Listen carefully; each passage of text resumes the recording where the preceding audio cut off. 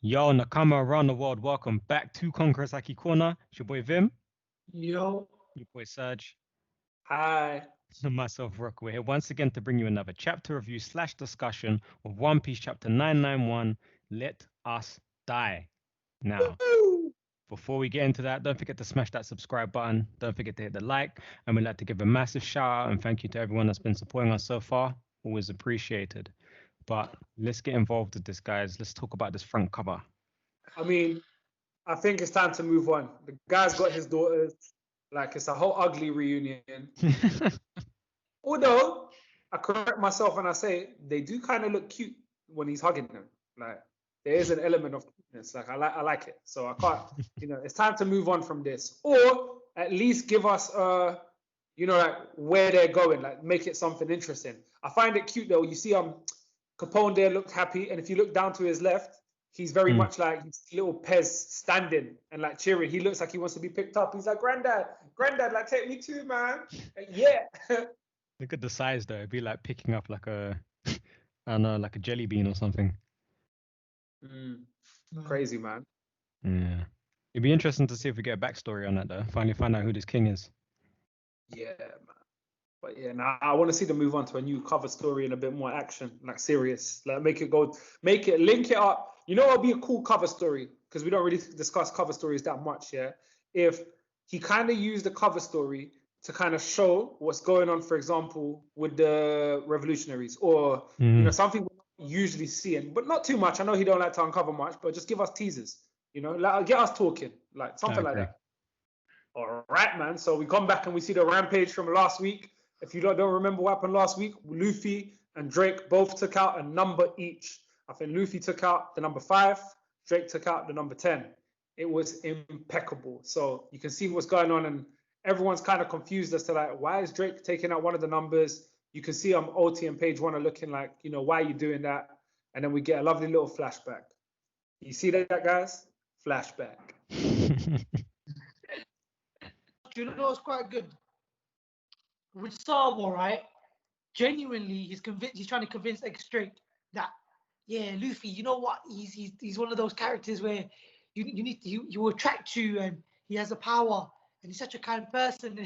And it doesn't. He's selling a pirate, and that's what's confusing about the whole conversation. Anyway, but what's good is X Drake's taken that on board, and he's not negated any of that conversation. When he's a friend to you, he's close to you. When he's an enemy, he's completely out of reach. But with doing that, X-Drake comes out with, I cannot tell you the reason why, but our goals are aligned. And he puts in perspective of, this is what I need to do. This is the best part. This is what I love to see about crew members, yeah? Zoro jumps in, I'm not having none of it. And he slashes at him. And he says, Luffy, this guy sank to being under Kaido's wing, just like Hawkins. They don't respect nobody under a emperor. They don't, unless you're a bad man on your own, we don't respect you. And what's really cool is like, it's not just Zoro, it's like the other two. You got Franky and Jimbe both fully agree. Like, so it's not just like Zoro being Zoro. It's like, it's a clear warning sign. It's like, dude, this guy is a snake. He had his own crew. God knows what's happened to them. He's gone to Kaido. Now he's ducking Kaido for us. It's, it's like you can't trust a man like that. You know what I'm saying? However, I've always said, like, with Zoro, I think the whole spoof on he's very bad with directions, but my interpretation of his instinct, he's always right in big moments. Like, and I just kind of look here as like, he can sense that something's off. And I think obviously we all know as the reader that X-Drake is a Marine. And I think Zoro knows that. Like, I think Zoro can kind of feel that. And then on the other end, you got Luffy, who also has his own kind of instincts. Like, sure, he can be on our side. Like, because ultimately he knows nothing. He's not a threat. That's what it is with Luffy. And you know what I like when you touch on that? And it's Luffy sees no threat. Good side, bad side, left side, right side. It's not an issue for me to be on side. Doesn't matter which team you're flying. I'm good with that. Zoro's instinctively thinking, hold on, you're not telling us everything. So as much 100%. As you're not going to harm, there's something that you're not telling us, and I don't like that. because I need to be on my edge because my captain's stupid. He's a moron. No, it's So I need to exactly make- that. Zoro's protecting his good. captain, man. I mean, Jimbe said it. There is a code of honor even amongst pirates in this world. And, Franky doesn't often speak in these moments. And for him to speak is like, I really take that on board, like almost more so than Zoro.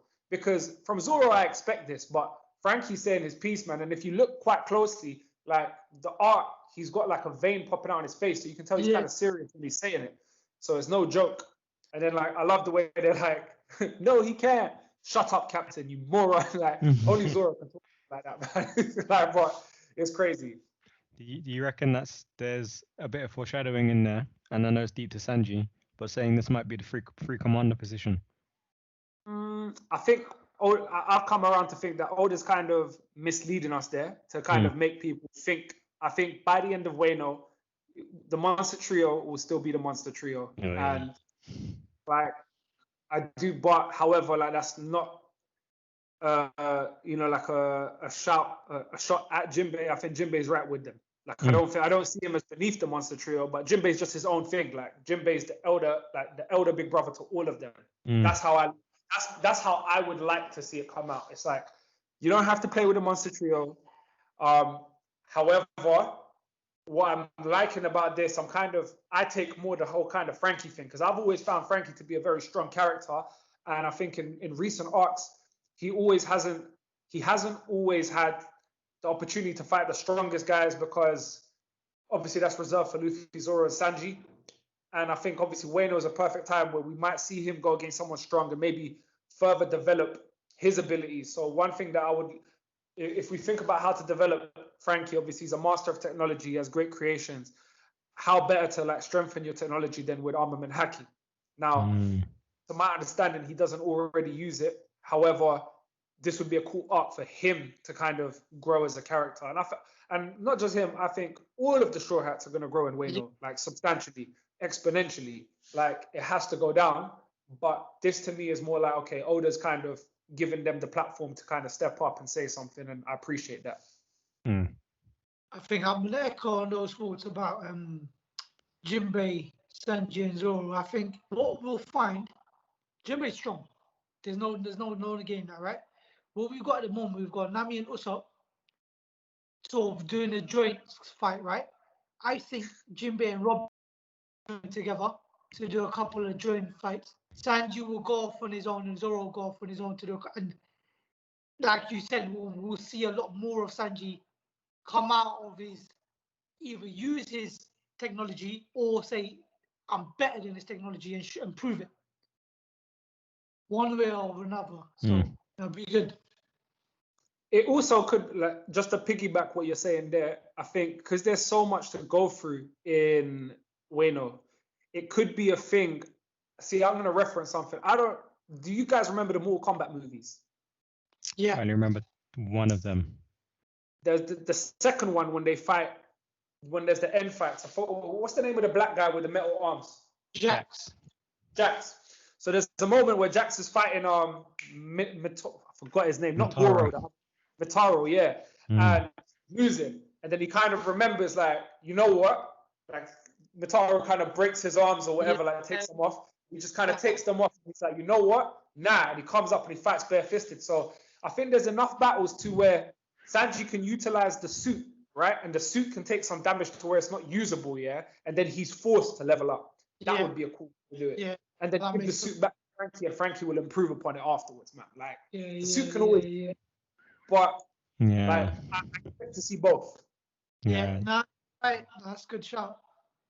Yeah, so we can kind of see, the craziest, the time dinosaur too. So there's a big factor. You got Page One and OT like causing a lot of problems and commotions. And I mean, this was the funniest part of the chapter for me. Special attack green star, skull blood grass, like yeah. And then you got Nami just standing there and Lou and Usopp just talking behind her. My favorite kind of pest control is getting rid of lizards. I hope you're ready for this. He's just hiding behind her talking that smack, man. Like. Being behind Nami ain't the worst place to be. I like his hiding spot, man, especially the way she's developed in the new world, man. You know how this goes. But however, what I do rate is Nami just steps up and she's just like, regardless, like, I don't care. Like, that wasn't me talking, but whatever, the battle's already started. So she starts running as well. That's even worse. However, I can see like a little matchup, and I think this chapter got me thinking that the Toby Roppo, because they are stronger than most of the Straw Hats. So the way I look at it is, I would say Sanji, Luffy, and Zoro could one-on-one the Toby Roppo and beat them. Like, you know, all to different levels depending on who they're fighting, right? And they might have their little skirmishes, but we've all said that Luffy has Kaido, Zoro likely has King, Sanji likely has Queen, someone's going to have Jack. All this stuff is... So I'd say Jimbe has Jack Fishman. That would be an interesting fight. It would make a whole lot of sense. But if we go back to Alabasta, the last time the Straw Hats were like in these, like everyone had their one-on-ones, they were all kind of outmatched, but they came out on top and grew from that. And then we got to Water 7 where Zoro was like, guys, we've been like, look at everything we've been through. Everyone's so much stronger than when they started their journey.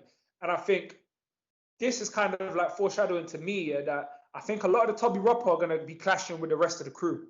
And it makes sense because they, like, although they're stronger, I don't think none of them are like that level of strength that's unbeatable. So it would be interesting to, for example, see this 2-on-2 with like Page One and Ulti to go up against Usopp and Nami. That would be like a crazy fight in which I think Nami and Usopp will get smashed up, but they will win. And that's what we need. Like, if we're going to be a crew that's going to take over, like we're going to conquer the New World, we're going to conquer the Grand Line, we're going to find a One Piece. This ain't even the pinnacle of what we have to beat. We're going to have to fight guys like this again. Do you understand? We still got, in theory, that as far as they're concerned, they might have to compete with the Redhead Pirates. They have to compete with the Blackbeard Pirates. They have to compete with the Big Mom Pirates. So I think Oda is definitely going to use the Toby Roppo to kind of raise the status of the rest of the crew. How do you guys feel about that? I like that, to be honest. And I like you referencing Alabasta. It's typical Oda blueprint.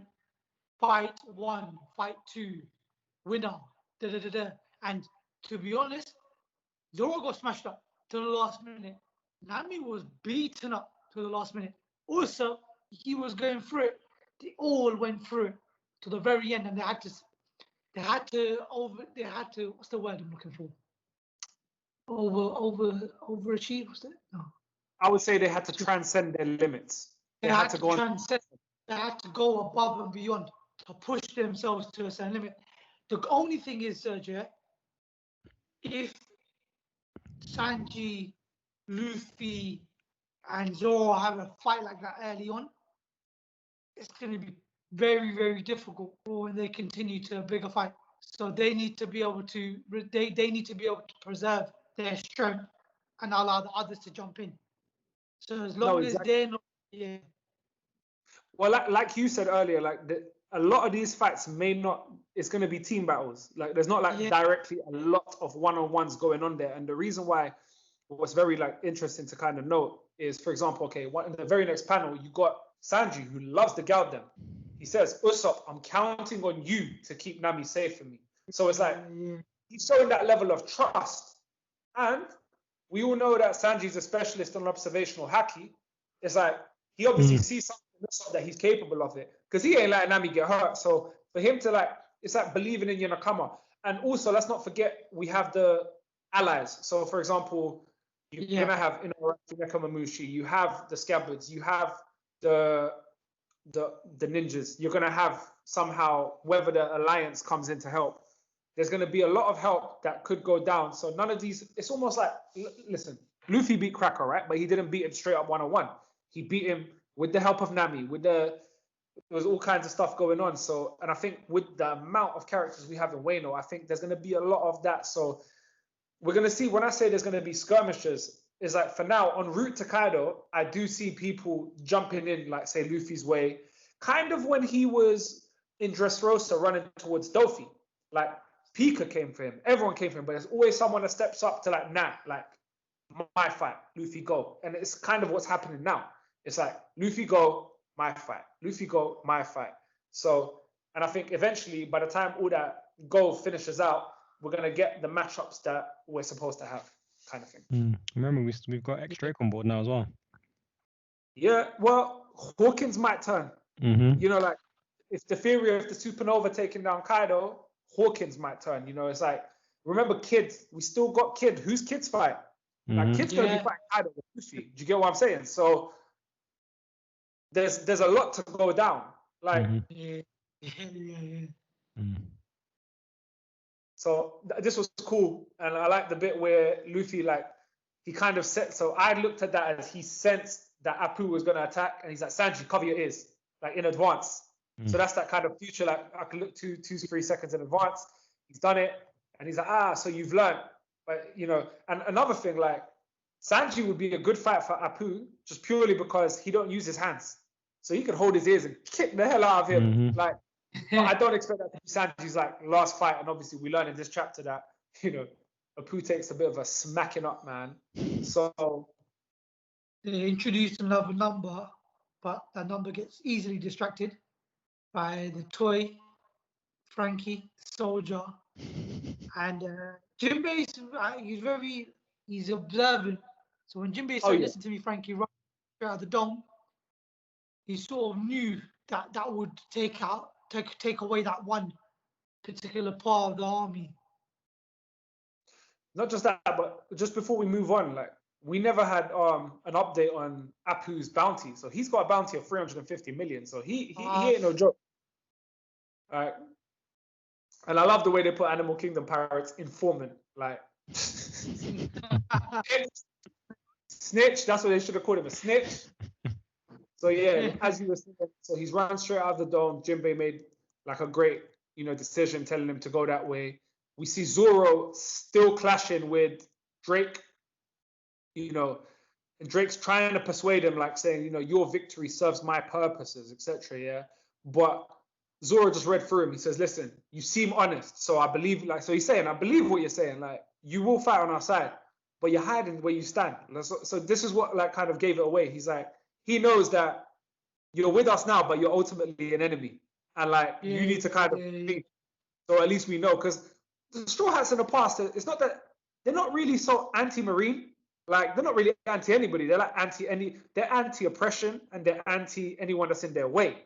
Because they've teamed up with Smoker before in Alabasta. They teamed with Smoker and Punk Hazard. Like, then they'll work with you, but at least we know where you stand. Like, because when this is all done, we need to skedaddle.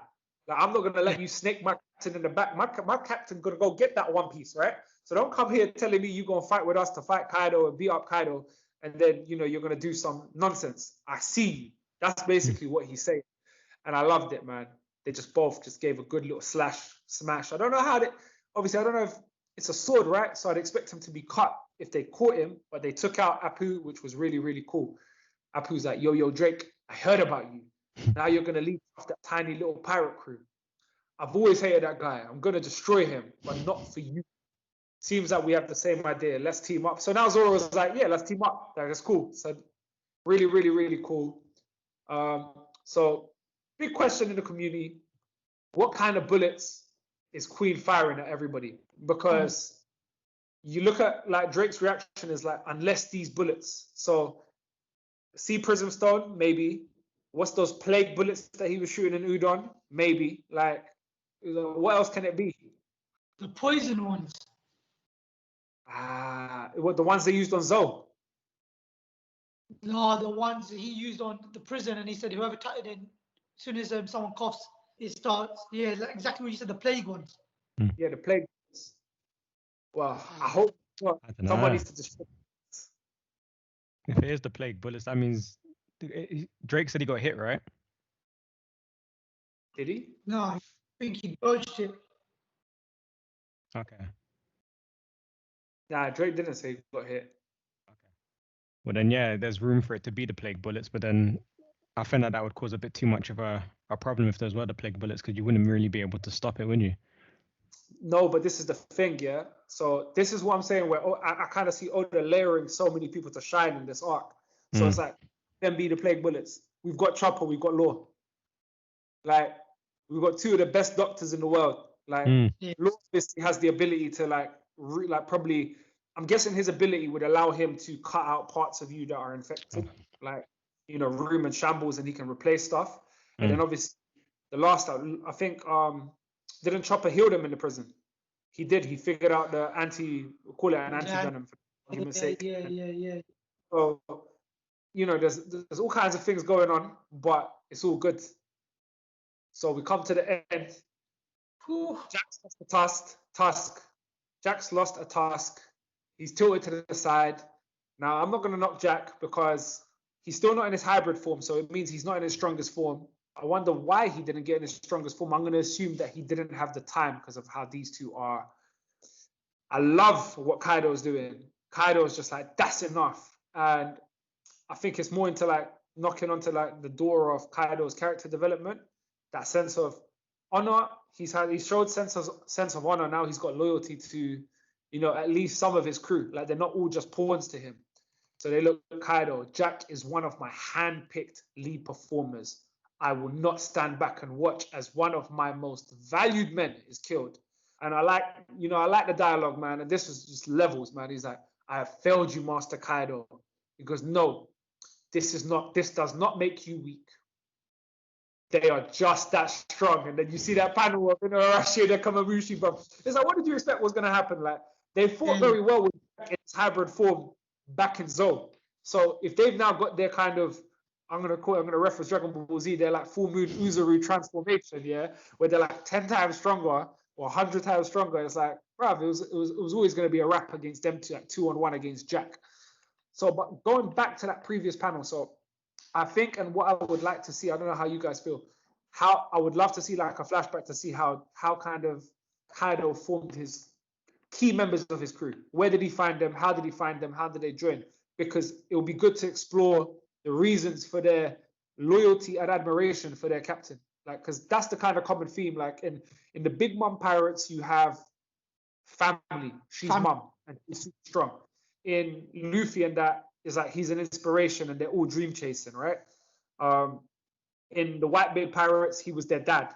So we have mother, Big Mom, Whitebeard was dad. So it will be very interesting to explore like what did Kaido do to kind of win these guys over, to make these guys want to like give their life for him. Because these are strong guys. I'm sure they could have escaped him. I'm not saying they could beat him, but they could have escaped him, but they follow him for a reason. And then furthermore, we're going to get the same with, you know, Blackbeard and red hair Shanks when the time comes. But I mean, that I thought is going to be very interesting. I'd love to see the flashbacks on how he got these guys. I think it'll go along the same lines as being lost and Kaido giving a place to stay, like a home. And that's pretty much where loyalty typically comes from, isn't it? Yeah. Sense of home, sense of belonging. Sense of purpose, man, like crazy. Because I said he handpicked. I can picture with Jack, you know, Jack being a fisherman, being persecuted. I can see a thing where Kaido backs him, sees his potential, and says, as long as you roll with me, this won't happen to you anymore. Because the thing is, Jack ain't a joke, man. Like, I know, like, the last few times we've seen him in action, he's always kind of come up short, seemingly. Like, against Ashura Doji, he got caught. But he's always been, like, bro, the guy took on a current admiral in Fujitora, a former fleet admiral in Sengoku, and I forgot who else was there, the old lady. I never remember her name. Was she a rear admiral? Yeah, she was a rear admiral. So he took on a former fleet admiral, a rear admiral, and a admiral all by himself and survived. Then on Zou, he took the hit from Zunisha, survived. Like, he was on it. Like, he was not playing. So, like I said, Jack is no joke.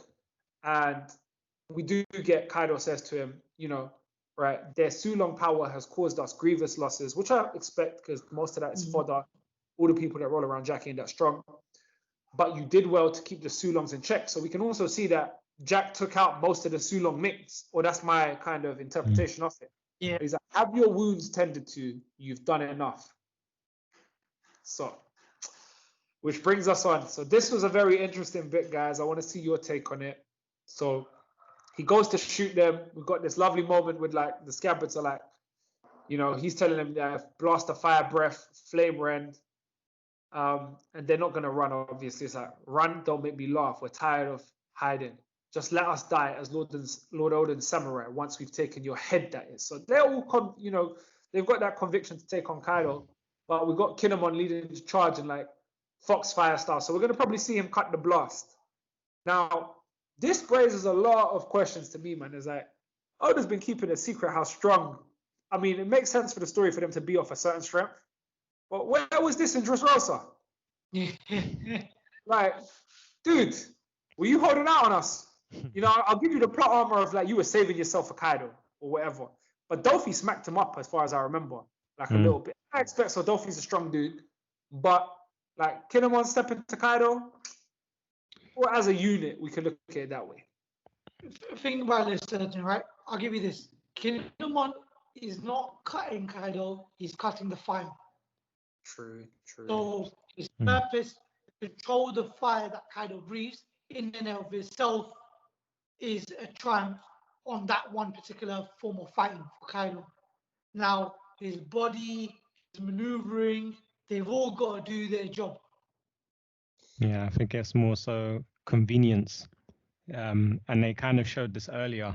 If we would have picked it out on Punk Hazard, where Kinemon did exactly the same thing before. A dragon shot flames at him and he cut the flame. So it's a similar thing. Yeah. So it's going to be interesting. Like, obviously, at some point, like, you know, like, they had the foreshadowing that the 9, whether Lady Toki said something about the 9 will bring down Kaido. I don't remember the words, I'm paraphrasing, yeah. But there was always that talk, and I remember us talking about it many episodes ago, where are the 9 the supernova? Are the 9 the straw hats? Are the, you know, like, it doesn't have to be the Scabbards. Like, the Scabbards obviously the ones with the purpose, but it could be like where the Scabbards get defeated or like they come to the end, and in that moment is when Drake now, obviously, Luffy, Law, Kid, Zoro, like, and whoever else is going to be in that kind of mix, like, step up. And it's like, Toki didn't lie, boy. She didn't. And I don't know. It is falling in line as well, because that whole thing of X-Drake turning kind of just fits purpose as well. Yeah. And there's always room for Scratchman to do it, but let's see. Well, yeah, it's that kind of thing. It could be a thing where people realize that ultimately there's the whole thing with Luffy and his power to win people over, right? The fact that people went to Kaido with the wrong intention. That Luffy's not asking them to, remember, Luffy doesn't ask people to join him, but people follow him for the same cause. Like, he didn't want the alliance to become members of his crew, but they wanted to like ride for Luffy. So like common purpose is here, you know, like to go up against oppression. Do you understand? It's like Apoo didn't want to join Kaido. He did it out of fear. Hawkins only joined Kaido because if he didn't at the time, his crew and him probably would have died. Like, and obviously that's what separates their level in the story to people like Kid and Law. But it's feasible that they will turn sides and then everyone goes their own way afterwards. Sounds about right. Guys, let us know who you thought that. There was a lot going on in that chapter. What do you think of the comments in the actual review? What do you guys think? Let us know. We're happy to hear, happy to respond, and happy to talk about it in the next chapter. But it looks like we apparently have a break. Some people are talking certain things about some people being unwell and whatever, but let's not wish that into existence. Let's just hope it's just a break, and we'll move on from that. If you haven't already, don't forget to smash that subscribe button. Don't forget to hit the like, and don't forget to share the video. The more you share, the more we grow. But from Conqueror's Haki Corner, it is a peace out.